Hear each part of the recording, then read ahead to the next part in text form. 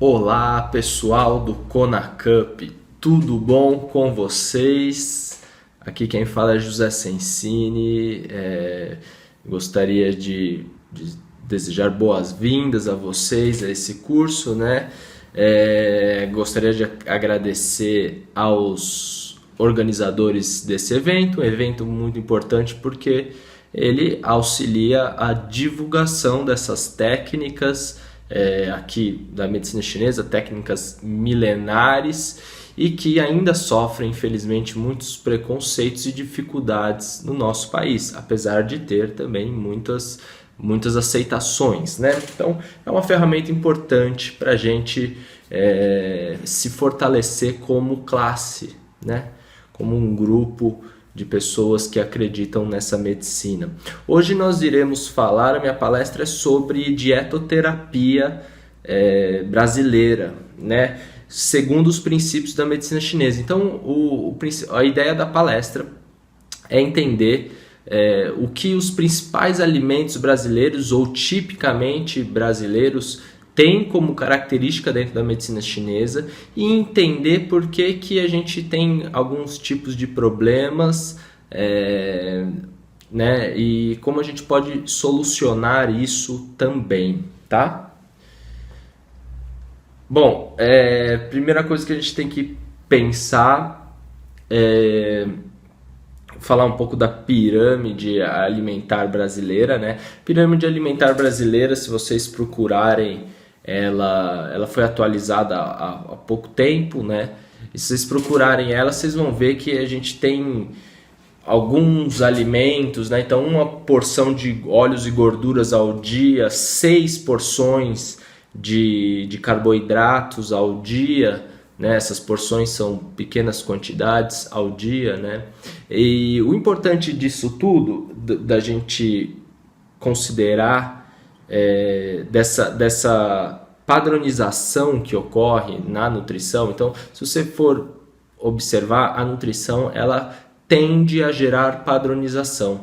E essa padronização ela não se aplica em medicina chinesa, porque o que é bom para mim pode não ser para você, porque a sua síndrome, o seu quadro é outro. Então, isso é muito importante da gente pensar em alimentação. Então, o que eu quero dizer é o seguinte, poderia ser resumido em uma frase, né? Não existe alimento bom ou ruim, existe alimento que você precisa ou não, entende? Então, o goji berry não é uma maravilha, o gergelim preto não é uma maravilha, o kombucha que está na moda agora não é uma maravilha. Igualmente, o leite não é um veneno, o açúcar não é um veneno. Tudo isso tem a sua função. O que vai tornar ele veneno ou não é se você precisa ou não e a dose que você usa, tá? Inclusive, o açúcar, a gente vai falar um pouco dele mais para frente, ele é considerado um remédio dentro da medicina chinesa, tá? E ele tem funções medicamentosas. O problema é quando a gente utiliza realmente em grandes quantidades, como a gente observa por aí. Aí sim ele se torna um grande problema, tá? Então, mas é importante você, profissional da medicina chinesa, ter essa noção de que depende de cada caso, depende da necessidade, depende da dose que é utilizado. Tá bom? Então isso é muito importante. Dentro da dieta, dentro da fito, dentro da acupuntura, fazer protocolos, isso leva a erros, tá? Não só dentro da medicina chinesa, isso acontece com todo mundo, né? Se você pegar pacientes que tomam um anti-inflamatório pode funcionar para alguém, pode não funcionar para outra pessoa, porque os problemas são diferentes e o remédio é um só, né? Ok? Então, vamos entender um pouco alguns conceitos importantes da medicina chinesa, dentro da dietoterapia chinesa, né? Então, primeiro a questão do horário, né? É comum a gente falar que a gente precisa comer mais de manhã e diminuindo o volume de comida ao longo do dia. Isso se dá, logicamente, pela maré energética do corpo, onde os horários da manhã, os órgãos digestores estão com maior capacidade energética, então a gente consegue digerir melhor os alimentos e absorver mais, tá? Então é importante a gente tentar se regularizar a isso, porque se você começa a comer muito à noite, a chance de você prejudicar os seus órgãos digestores é muito grande, tá? E aí você pode começar a absorver menos nutriente, gerar uma deficiência de Ti e de sangue a longo prazo, tá? A quantidade de alimentos também, já falamos um pouco que ela vai diminuindo. E toda refeição não é bom a gente ficar muito cheio, porque isso danifica a energia do estômago principalmente, né? Então isso prejudica o Ti do estômago, o Yin do estômago. Então isso é importante da gente pensar também. Nem comer pouco, nem comer muito. Comer pouco pode fazer também que o seu baço enfraqueça, porque ele precisa retirar Ti dos alimentos, tá? Então você precisa achar a sua necessidade calórica, né? A sua necessidade de alimentação, tá? Lembrando que em alguns casos, por exemplo, em casos comuns de deficiência de baço, é muito indicado a pessoa comer mais vezes ao dia menores quantidades, do que comer tudo de uma vez. Então isso são algumas coisas que podem ser mudadas para benefício do paciente. Qualidade do alimento é muito importante, né? Então hoje a gente tem alguns problemas com transgênico, não orgânicos, né? Alimentos congelados, tudo isso sim diminui as propriedades benéficas do alimento, mas isso não é um grande problema, tá? O que eu gostaria de compartilhar com vocês, que na minha prática clínica, o problema que eu mais observo não é pessoas que comem transgênicos, até porque a gente nem sabe direito o que os transgênicos podem causar, mas eu observo que antes delas comerem transgênico, elas não escolhem bem os alimentos. Então você pega paciente que tem, sei lá, deficiência do Ti do baço e ela vive tomando leite, e ela come muito doce. E não importa, mesmo se o leite for orgânico, vai continuar fazendo mal a ela, entende? Mesmo que o açúcar for orgânico, vai continuar fazendo mal. Então a escolha do alimento é mais importante do que necessariamente a qualidade. O que eu quero dizer não é que a gente não tenha que buscar alimentos orgânicos. Eu sou a favor dos orgânicos, sou contra os transgênicos, mas isso não é o maior problema para a nossa saúde agora, tá? A gente precisa primeiro aprender a comer o que a gente precisa, tá? E parar de seguir receitas que já estão por aí, né? Padrões de nutrição que não se aplicam a nós, tá? Ok? Bom, uma coisa muito importante da dieta também é a gente comer o que está na época, tá? Isso é muito importante. A gente aqui no Brasil, isso graças aos modelos de agronomia que nós temos, né? A gente pode comer laranja o ano inteiro, banana o ano inteiro, maçã o ano inteiro. Isso não é interessante, tá, gente? Busque frutas da época. O ato de você comer um legume, uma fruta da época, na época certa, né? Você está alinhando o seu corpo à natureza. Isso traz benefício. Isso é se equilibrar ao tal, tá? E você vai, sem dúvida, colher benefícios para a saúde, tá? O ato de você ficar comendo coisas fora da época pode gerar alguns problemas, tá? Outra coisa que a gente precisa aprender na dieta é a forma de preparo, né? Então, como a gente prepara o alimento pode mudar um pouco as características dele, tá? E a gente precisa buscar isso. Exemplo, se eu tenho um problema de deficiência de sangue, por exemplo, eu tenho que evitar comer coisas assadas, por exemplo. Por quê? O ato de assar alguma coisa, independente do que ela seja, eu retiro água daquele alimento.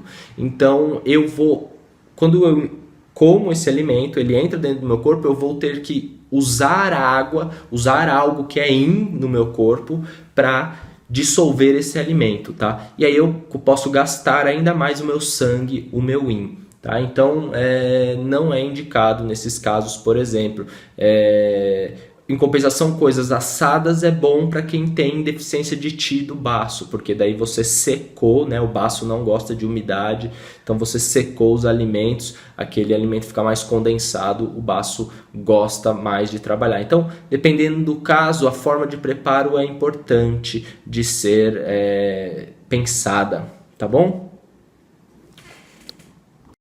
Vamos falar agora um pouquinho sobre os sabores e a natureza. Isso é uma coisa muito importante dentro da dietoterapia e dentro da fitoterapia, tá? Os sabores e a natureza as principais informações, tá? Sem elas a gente não consegue trabalhar direito com essas duas técnicas, tá? Isso foi preconizado lá por Shen-Non há 2.500 anos atrás, tá? E é fundamental a gente entender isso. Ok? Bom, a natureza, também a gente pode chamar de temperatura dos alimentos, são classicamente 5, tá? É quente, morno, neutro, fresco e frio, tá? E como que a gente trabalha com isso? Bom, a gente pode misturar tudo, né? Todas essas naturezas, mas é importante a gente tentar identificar se o paciente está tendendo mais a um quadro de calor, a um quadro de frio. E em cima disso a gente utilizar alimentos contrários ao que ele apresenta, né? Então, a medicina chinesa é uma medicina heteropática, ela trata através do contrário. Então, se o paciente apresenta quadros de frio, eu vou ter que escolher predominantemente alimentos neutros e mornos, quentes, e evitar alimentos muito frios, tá? Porque senão eu vou esfriar mais esse alimento, essa pessoa. E o contrário é igual, se o paciente tem muito calor, eu tenho que dar preferência por alimentos que tiram calor, que são frios, frescos, tá? E retirar aqueles que geram muito calor. Isso é muito importante da gente seguir, ok? Então, é assim que funciona a parte da natureza dos alimentos. E os sabores, eu gosto de pensar nos sabores. A gente tem, digamos que 5 sabores principais, mais 3 que são secundários, que são similar a alguns desses 5 sabores. E os sabores, eu gosto de pensar neles como uma forma de modificar o fluxo de Ti da pessoa, tá? Então veja bem, o sabor amargo é prioritariamente um sabor que faz o Ti da pessoa descender. Ele vai ser utilizado em casos onde tem algum Ti, por algum motivo, subindo, né? Então o Ti do fígado, o Ti do estômago, o Ti do pulmão, são Tis que, contrariamente, eles se elevam, tá?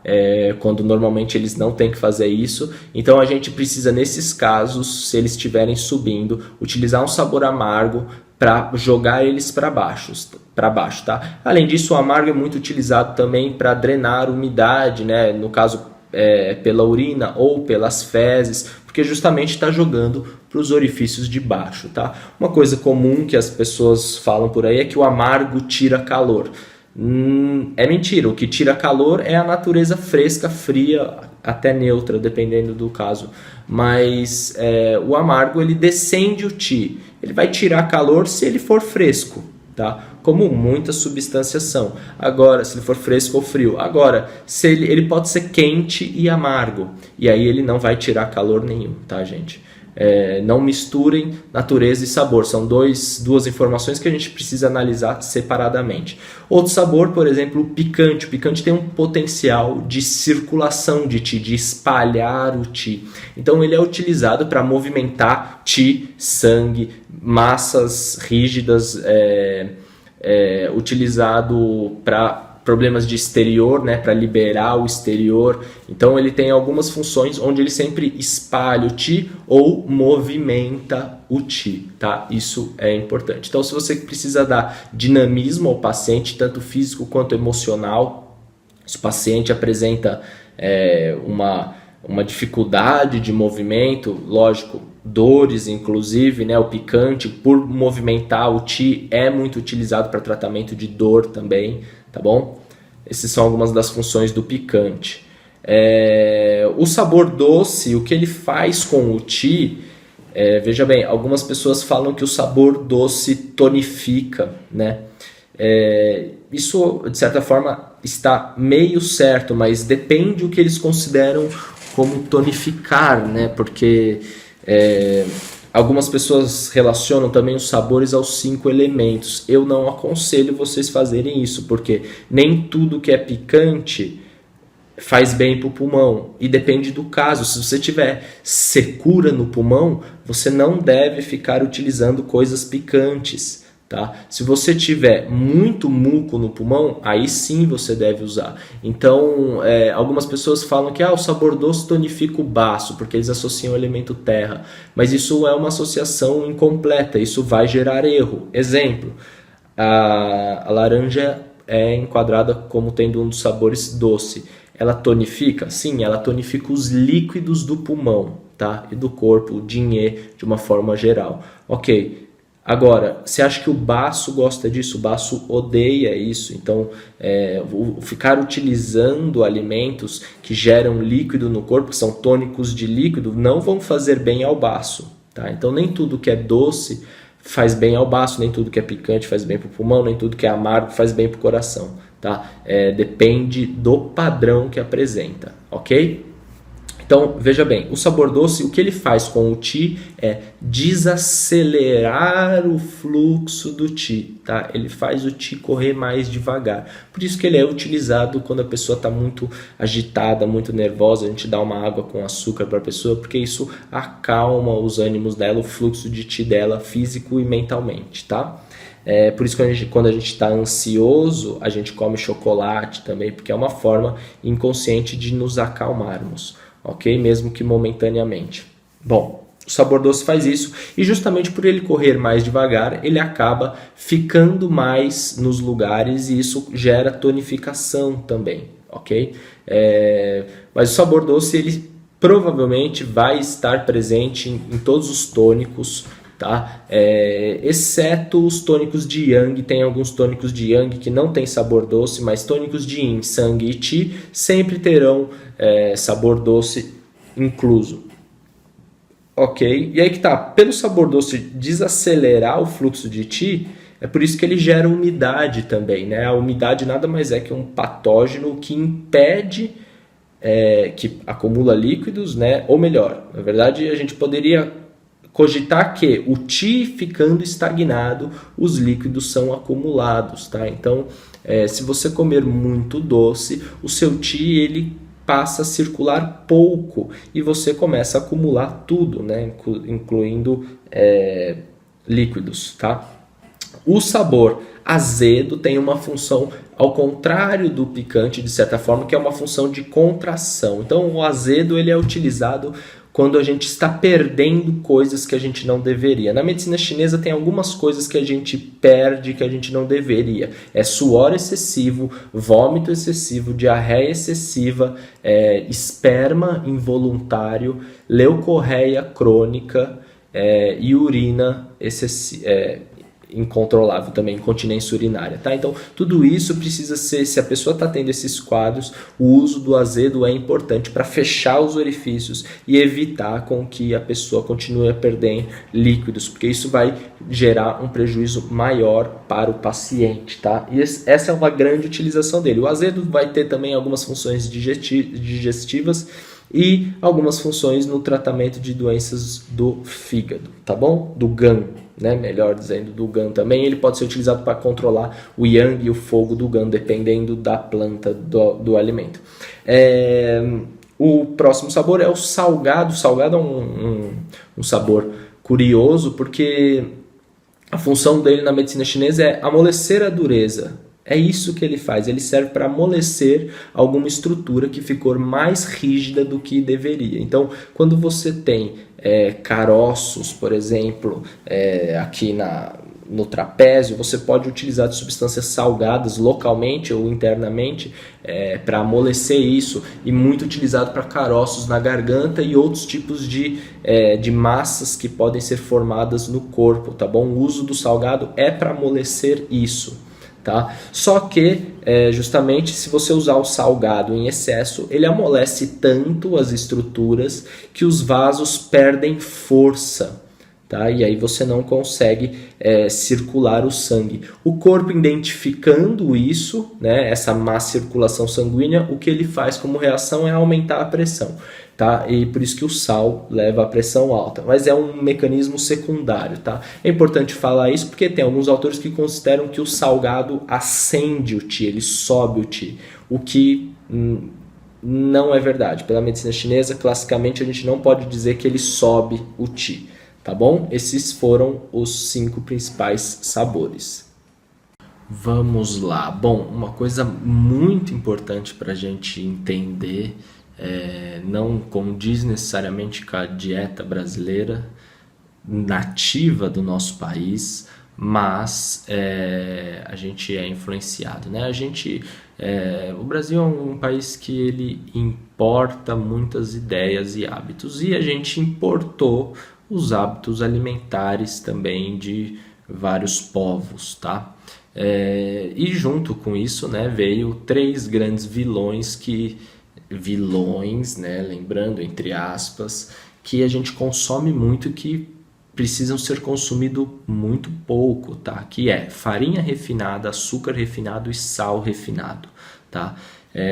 Volto a salientar, eles não são vilões. Vilões somos nós que não sabemos utilizá-los, tá? Que a gente se entrega aos desejos alimentares com eles. Mas sim, eles são alimentos muito pobres e que, se consumidos em excessos, eles vão gerar efeitos unilaterais no corpo, e isso causa desequilíbrios no corpo, tá? Então é válido tomar um certo cuidado. Vamos entender eles na medicina chinesa, né? Bom, a farinha, o açúcar e o sal, eles têm, por natureza, temperatura, eles são frescos ou frios, tá? No caso, o sal, se eu não me engano, é frio, o açúcar e a farinha são frescos, eles tiram calor do corpo, tá? Isso não sou eu que estou falando, tá bom, gente? Isso é da medicina chinesa. Eu digo isso porque vocês vão encontrar material falando que o açúcar é quente.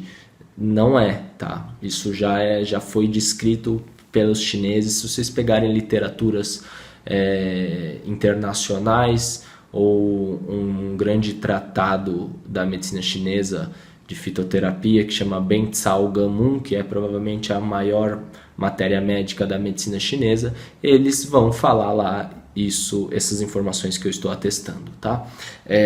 Bom, e veja bem, então detalhes, os 3 são frescos ou frios, eles tiram o calor do corpo. E se a gente consome muito, isso vai prejudicar principalmente o baço, né?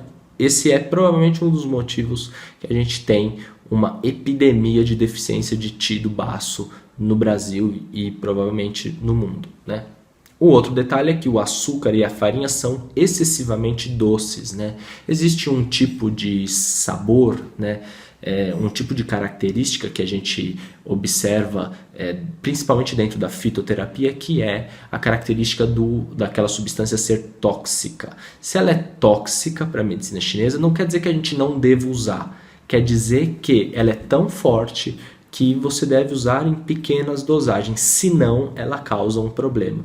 E a gente considera que esses refinados, eles têm essa característica, eles são tóxicos, né? Ou seja, se você utilizar em grandes dosagens, ele vai começar a te fazer mal, e é o que acontece, tá? Então, a farinha e o açúcar, além deles serem frescos ou frios, eles são muito doces, tóxicos, e isso faz com que eles gerem muita umidade, né? Eles dificultam muito o fluxo de Qi. Então você vai ter pessoas que começam a consumir isso e começam a ter uma série de problemas. Todos os problemas relacionados à deficiência do Qi e Yang do baço. O açúcar é algo muito ruim para as síndromes do fígado, tá? Então vai prejudicar muito as síndromes do fígado. Pessoas que têm estagnação do Qi do fígado têm que tomar muito cuidado com o açúcar. Isso pode gerar também problemas no pulmão, no intestino grosso, né? entre outros locais, no coração. Então, são substâncias que a gente deve evitar a qualquer custo, tá? Eu recomendo retirar da alimentação, se for possível. Eu, particularmente, vou ser sincero com vocês, eu consumo essas substâncias, mas pouco, tá? Não gosto, sempre não uso açúcar refinado há muito tempo, nem sei quanto tempo. De vez em quando eu uso, se eu quero, né, algum momento esporádico, mas não uso. Se eu uso açúcar, eu dou preferência pelo mascavo ou um mel. Farinha a gente acaba comendo, mas eu evito bastante também. E sal também é uma coisa que não faz falta na minha comida, tá? Então é importante a gente diminuir isso, porque isso vai, sem dúvida, melhorar a nossa saúde. Uma série de problemas que a gente possa ter pode estar ligado a esses alimentos, né? Ok?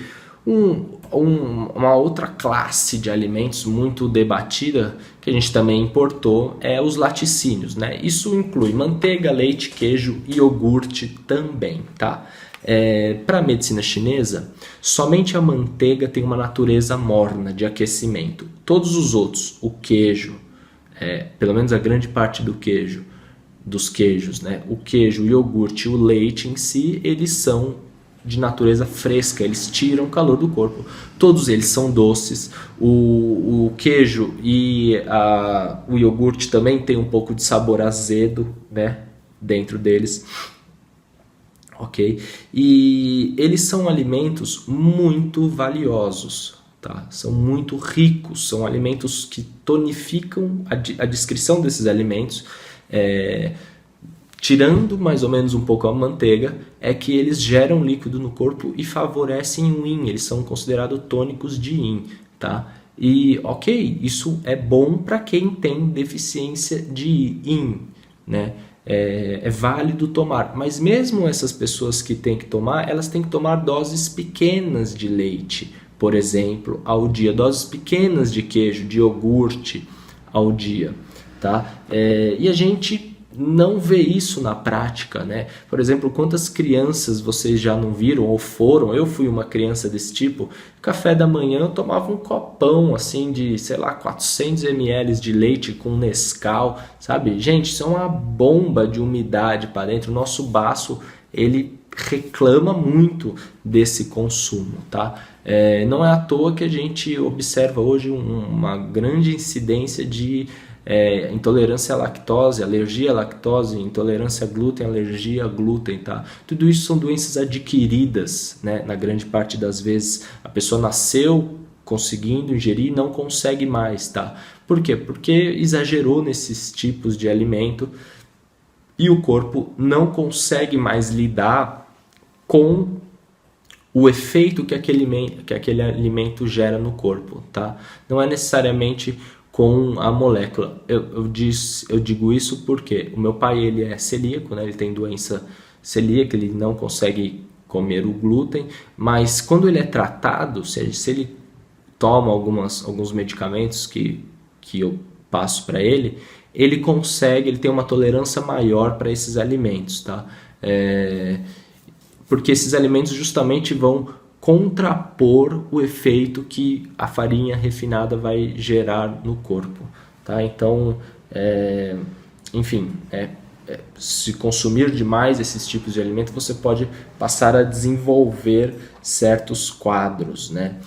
Uma coisa muito brasileira também que a gente consome, que não é algo muito bom, é o café, tá? O café, ele é um alimento muito forte também, né? De propriedades muito fortes. E quando eu digo muito forte, relembrando, não é que não devemos utilizar, mas devemos utilizar com cuidado, tá? Porque ele pode facilmente gerar alguns problemas. O café, ele tem uma característica amarga, né?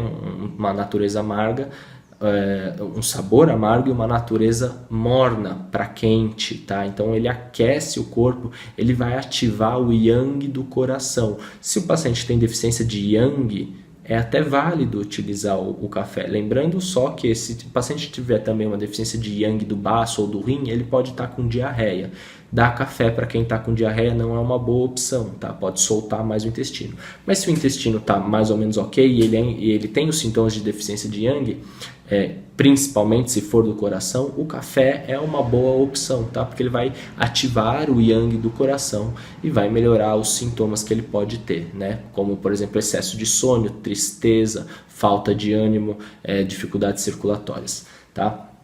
Mas aí que tá, por ele ser muito quente, amargo, ele pode fazer com que a pessoa solte muito líquido pelo corpo também e perca muito líquido, porque veja bem, ele é amargo, ele vai descender o qi e os líquidos podem ir para o intestino, por exemplo, normalmente, ou para a bexiga, né? Então tem pessoas que tomam café e vão imediatamente no banheiro ou vão fazer cocô, xixi, né? E o café, por ser quente, ele seca o corpo. Isso não sou eu que falo, até a ciência fala isso, que ele causa uma desidratação momentânea, tá? Então isso pode prejudicar o yin da pessoa, o yin do estômago, por isso que também é um dos motivos de causar tanto mal ao estômago, né? O café, em algumas pessoas, ele aquece e prejudica o yin do estômago. Ele pode prejudicar o yin geral. Então veja bem, quem deve usar? Pacientes que têm uma deficiência de yang, frio, pode ser válido. Ou todo mundo de vez em quando, né? Quem deve evitar são pacientes que têm calor ou uma deficiência de yin e sangue, sem dúvida devem evitar o café. Agora vamos falar de uma combinação muito brasileira e que é muito boa, tá? O arroz e o feijão, tá? O arroz e o feijão é o yin e yang da alimentação brasileira, né? E com razão, né? São dois alimentos muito bons mesmo. O arroz, ele é considerado a base alimentar, né? Ele tem que estar nas refeições, segundo os orientais, tá? O arroz ele tem uma função de favorecer a digestão, fortalecer o qi do corpo, né? Isso inclui fortalecer o qi dos órgãos digestores, tá? Então ele precisa ser consumido na visão dos orientais. E os orientais preferem um arroz polido, que é o branco mesmo, nada de integral. O problema do integral é que ele é difícil de digerir. Se o paciente já tem problemas digestivos, de dificuldade de digestão lenta, que a gente pode pensar em síndromes como deficiência de yang, deficiência de qi do baço, estagnação alimentar, umidade no aquecedor médio, essas síndromes elas vão dificultar a digestão, e você consumir o arroz com fibra pode agravar esse quadro, tá? Então o arroz melhor para fortalecer o corpo é o arroz polido, porque ele é fácil de ser digerido, quanto mais cozido melhor, tá? E o feijão, ele é um alimento tônico de qi e yin, tá? Lógico que cada feijão vai ter algumas peculiaridades diferentes, tá? Mas os feijões mais consumidos aqui no Brasil é o carioca e o preto, provavelmente, né? O branco também, né? Eles mudam entre si um pouco a natureza deles, mas todos eles são doces, todos eles fortalecem o qi e o yin, né? Então eles têm também uma relação com o qi do rim e são bons nesses casos, justamente pessoas precisam utilizar. O único problema dessa combinação arroz e feijão é que ela carece de algo para ajudar a fazer a digestão. Veja bem, o arroz ele até ajuda a fazer a digestão, só que ele é neutro na temperatura, ele não é quente, né? E o feijão ele tende a ser fresco e ele é mais difícil de digerir, tanto é que gera muitos gases nas pessoas, tá? Então é muito importante a gente associar algo que vá melhorar a digestão. Pode ser algumas ervas como manjericão, o louro, pimenta do reino, por exemplo, algumas ervas que vão aquecer um pouco esse prato para a gente conseguir digerir melhor, tá? Mas é uma combinação muito boa, sem dúvida a gente deve consumir isso com frequência, tá? Vamos falar um pouco aí de alguns vegetais também. Alguns vegetais que eu separei para falar que são bem brasileiros, que estão bem presentes aqui no Brasil. Primeiro a mandioca. Mandioca é um símbolo nacional, né? Lembrando aí da nossa ex-presidente, mas de fato é um produto muito rico é um produto tradicional brasileiro, né? Que da nossa flora aqui, e a gente precisa valorizar realmente um alimento tão bom como esse, né? E ela é considerado um alimento pela medicina chinesa doce e fresco, tá? A mandioca ela tira um pouco de calor do corpo e é um tônico de qi, tá? Do corpo, principalmente do baço, tá? É muito valiosa, é válido a gente consumir ela, tá? Aí, lógico, vai depender. Aconselha-se comer ela cozida, né? Porque a fritura ela vai prejudicar, vai gerar calor no fígado, tá? Tudo que é frito tende a gerar um calor no fígado, então não é interessante, né? Mas a mandioca é um alimento importante, tá? Outro legume vegetal que a gente tem muito no Brasil é o milho, tá? O milho ele é uma substância doce, de natureza fresca também, que tem um tropismo muito forte pelo coração, então ele ajuda a esfriar um pouco o coração. Isso tem que ser tomado cuidado. Você pegar um paciente com deficiência de yang ou qi do coração, que está com depressão, por exemplo, ou hipersonia, falta de memória, falta de concentração, não é bom ele ficar comendo muito milho, tá? Se ele tiver esses quadros de deficiência de qi e yang, tá? Mas ele é bom para tirar quadros de calor, por exemplo, né? Até do coração. Se você tiver alguém que tem deficiência de sangue e yin no coração, o uso do milho é muito legal, tá? Outra coisa muito utilizada no Brasil é a couve, né? A couve ela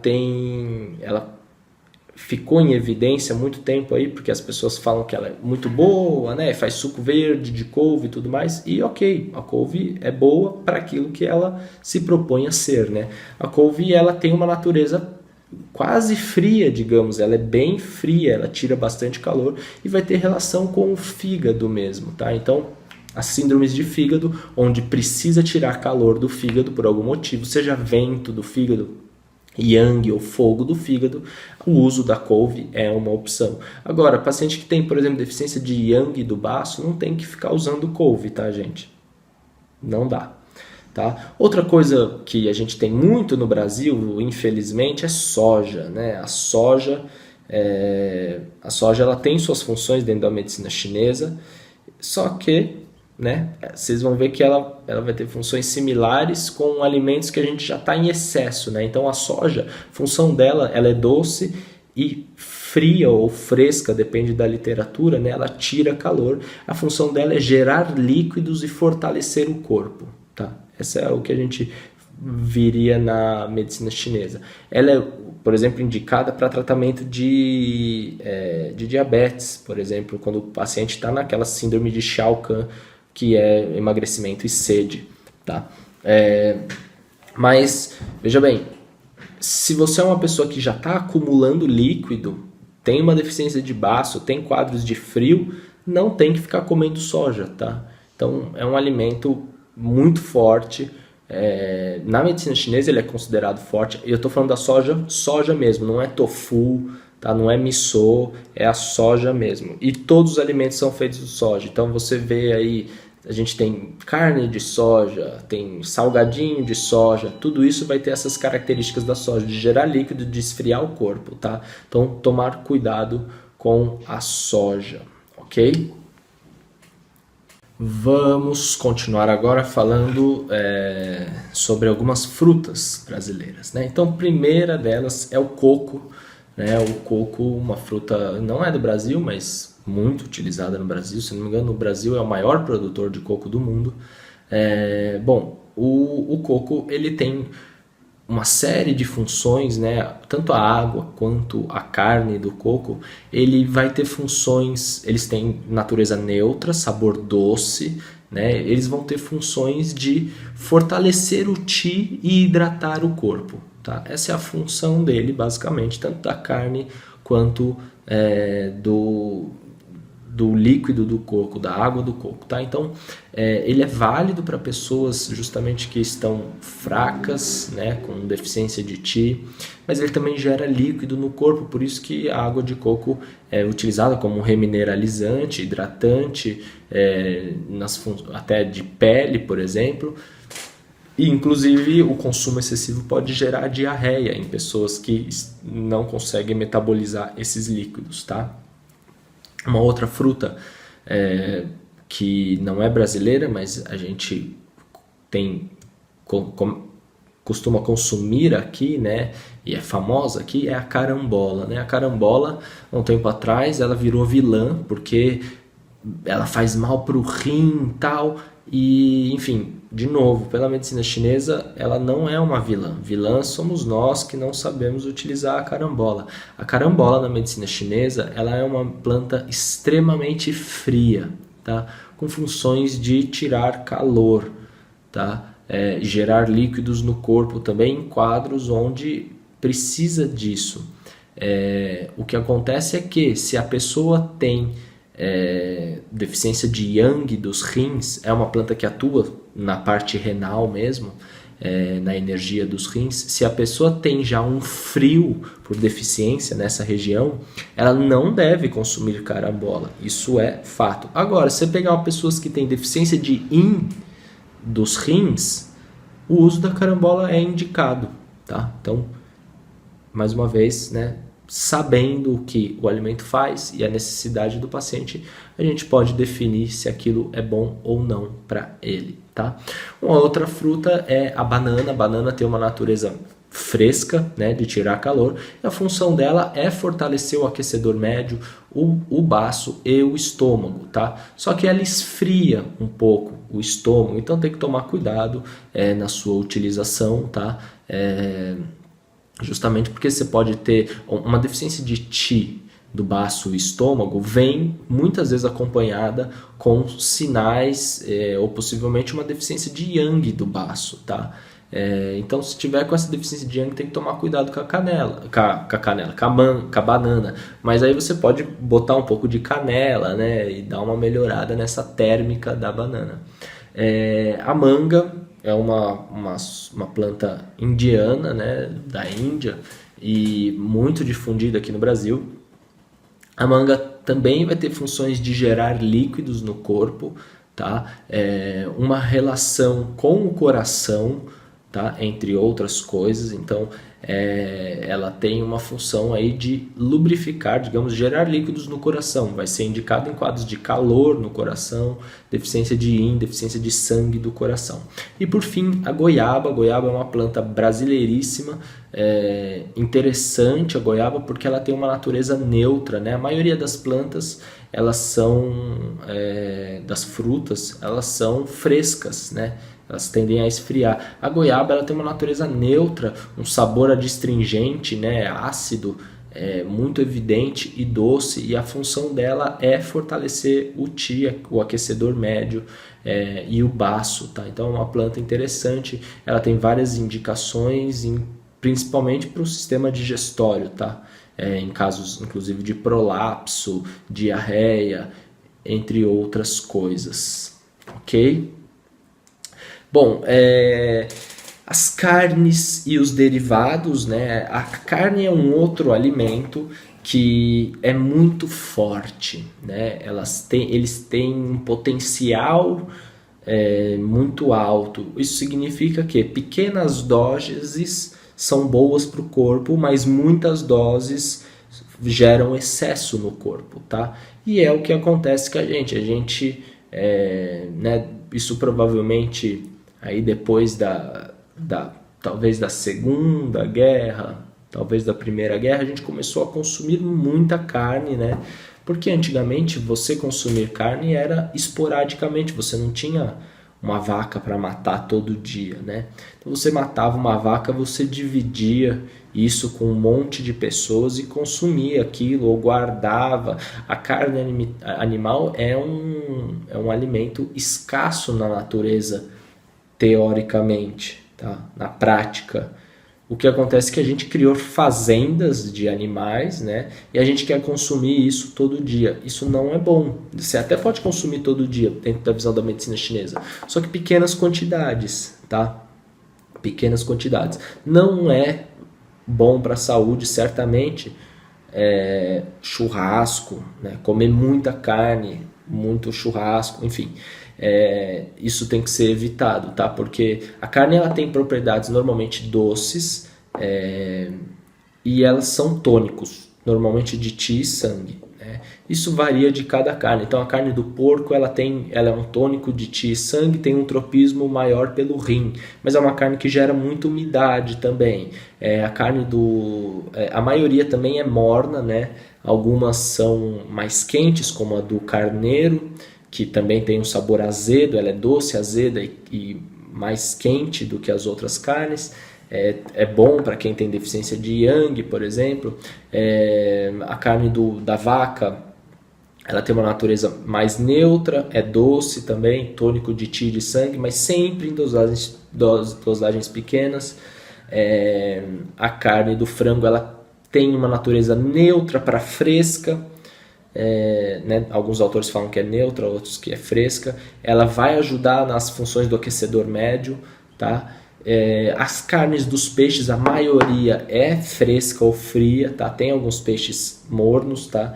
Então, mas sempre vão ter essas funções tônicas. As carnes dos peixes, elas têm funções de tonificar sangue e yin, tá? Mas também devem ser consumidos em pequenas quantidades, ok? Isso é muito importante da gente saber, porque é um alimento forte e que a gente deve utilizar com cuidado.